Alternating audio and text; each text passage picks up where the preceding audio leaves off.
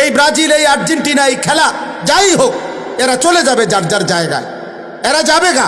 কিন্তু এই উল্লাস করে যে যা গুনাহ বাম কাঁধে জমাইছো, এখান থেকে মুছবা কেমনে?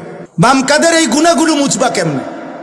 যে খেলাকে উল্লাসের সাথে দেখছে, এই খেলাগুলো এর মধ্যে নিশ্চিত প্রত্যেকটা খেলা মানেই হচ্ছে চারটি জিনিসের সমন্বয়।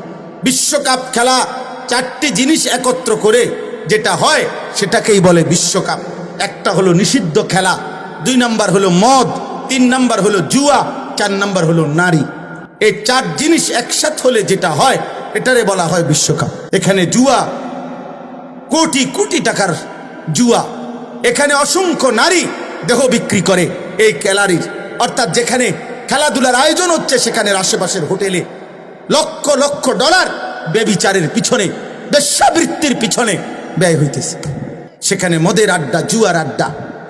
তাইলে আমি যদি বলি 1 কাপ চা খাইতে গিয়ে কেউ যদি বলে, না ভাই আমি শুধু পানি খাইছি, চা পাতা চিনি এগুলো আমি খাই না, আমার মাকসাদ ছিল শুধু পানিটা, তা আপনি একটা বললেই চা পাতা আর চিনি এটা নাই, হ্যাঁ এটা বললেই হলো, আপনি এটা বললেই হলো।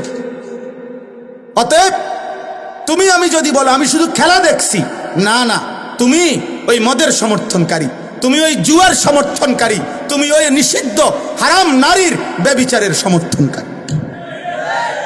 কোনো সন্দেহ নাই আব্বা, কিয়ামতের দিন বুঝবা, হাসরের দিন বুঝবা, হাসরের দিন বুঝবা, হাসরের দিন বুঝবা। অথবা কিতাবের মধ্যে আছে স্পষ্ট, ব্যভিচারী পুরুষের নগদ একটা শাস্তি আছে, হারাম চরিত্রহীন পুরুষের একটা নগদ শাস্তি হলো, আল্লাহর ওয়াদা আছে কোরআনে, আল্লাহ বলছে চরিত্রহীন পুরুষ তোমার স্ত্রী মিলবে চরিত্রহীন, চরিত্রহীন নারী তোমার স্ত্রী মিলবে চরিত্রহীন পুরুষ।